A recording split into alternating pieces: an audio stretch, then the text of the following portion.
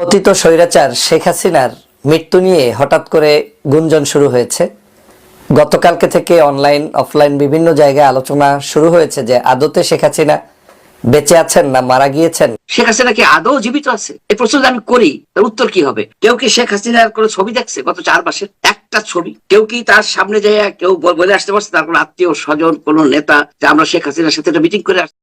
আসসালামু আলাইকুম ভিউয়ার্স কেমন আছেন? ভিউয়ার্স আশা করছি অনেক অনেক ভালো আছেন। আপনারা কিন্তু জানেন যে শেখ হাসিনা কিন্তু অনেক আগের থেকে ক্যান্সার রোগে ভুগছিল, কিন্তু বাট হট করেই রোজার ভিতরে সে কেন মারা গেল? হ্যাঁ, অনেকভাবেই কিন্তু নিউজ হয়নি, কারণ এই ভিডিওটা অনেক গোপন রাখার চেষ্টা করছে আওয়ামী লীগের নেতাকর্মীরা।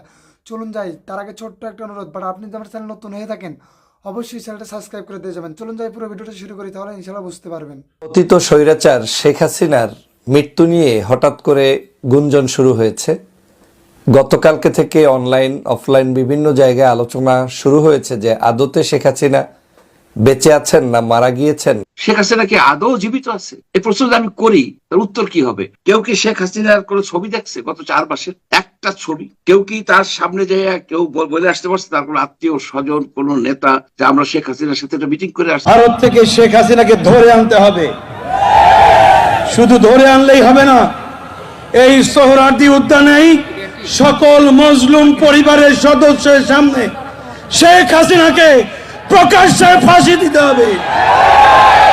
ফাঁসি ছাড়া শেখ হাসিনার অন্য কোনো বিচার হতে পারে না, পারে না, পারে না। আরে তোদের উপরে আমরা নির্ভর করি না, রাজাকারের নাতি, আমাদের উপর তোরা নির্ভর করেন। মোল্লা প্রাণঘাতী ক্যান্সারে আক্রান্ত হয়েছেন ক্ষমতাচ্যুত প্রধানমন্ত্রী শেখ হাসিনা। এই অবস্থায় তার কোনো রাজনৈতিক আশা আকাঙ্ক্ষা নেই বলেও জানিয়েছেন তিনি। যতদিন বেঁচে থাকবেন রাজনীতি ছেড়ে পরকালের পাথেয় জোগাড় করতে চান সাবেক এই প্রধানমন্ত্রী।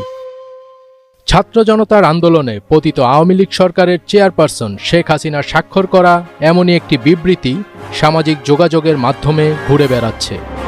এবার সেই বিবৃতিটির সত্যতা যাচাই করেছে fact checking platform rumour scanner. গত 28 জানুয়ারি নিজেদের অফিসিয়াল ফেসবুক পেজ থেকে ফেব্রুয়ারি মাসে অন্তর্বর্তী সরকারের বিরুদ্ধে রাজনৈতিক কর্মসূচি ঘোষণা করেছে আওয়ামী লীগ।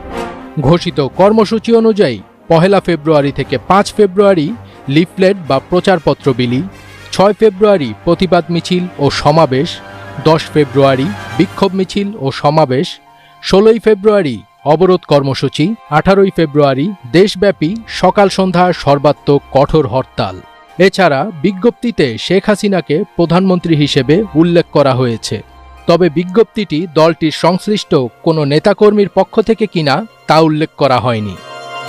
এরই প্রেক্ষিতে সম্প্রতি শেখ হাসিনার বিবৃতি দাবিতে ফেব্রুয়ারিতে হরতাল ও আন্দোলনের গুজব বিষয়ক জরুরি বিজ্ঞপ্তি শীর্ষক শিরোনামে একটি বিবৃতির ছবি সামাজিক যোগাযোগ মাধ্যমে প্রচার হতে দেখেছে রিউমার স্ক্যানার।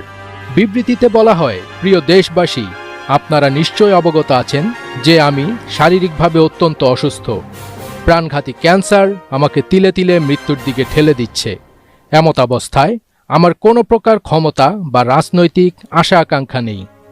আমি আজ স্পষ্ট জানিয়ে দিচ্ছি যে বাংলাদেশ আওয়ামী লীগের ফেসবুক পেজ হ্যাক করে বিএনপি জামাতের লোকেরা বিভিন্ন উস্কানিমূলক প্রোপাগান্ডা ছড়িয়ে আওয়ামী লীগের শান্তিপ্রিয় নেতাকর্মীদেরকে হরতাল অবরোধসহ জ্বালাও পোড়া কর্মসূচির দিকে চালিত করছে, যা অত্যন্ত নিন্দনীয় ও ঘৃণ্য কাজ। আমি বারবার বলেছি, আমি এখন শান্তি চাই, পরকালের পাথেয় জোগাড় করতে চাই। আমি দ্ব্যর্থহীন ভাষায় বলতে চাই, আমি এখনও বাংলাদেশ আওয়ামী লীগের সভানেত্রী এবং আমি এসব সন্ত্রাস ও জ্বালাও পোড়া কর্মসূচির সাথে আমার বা আমার দলের দূরতম সম্পর্কও নেই। এমতাবস্থায় দেশবাসীর প্রতি আহ্বান জানাই, এ সকল দুর্বৃত্ত আগুন সন্ত্রাসীদের বিরুদ্ধে গণপ্রতিরোধ গড়ে তুলুন এবং তাদের আইনশৃঙ্খলা রক্ষাকারী বাহিনীর হাতে তুলে দিন। রিউমার স্ক্যানার টিমের অনুসন্ধানে জানা যায়, শেখ হাসিনার বিবৃতি দাবিতে ফেব্রুয়ারিতে হরতাল ও আন্দোলনের গুজব বিষয়ক জরুরি বিজ্ঞপ্তি শীর্ষক শিরোনামে প্রচারিত এই বিবৃতিটি আসল নয়। প্রকৃতপক্ষে শেখ হাসিনা এমন কোনো বিবৃতি দেননি।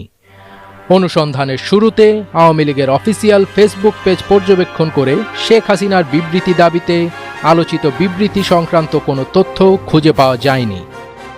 পরবর্তীতে আলোচিত বিবৃতির ছবিটি পর্যবেক্ষণ করে এতে কিছু অসঙ্গতি পরিলক্ষিত হয়েছে।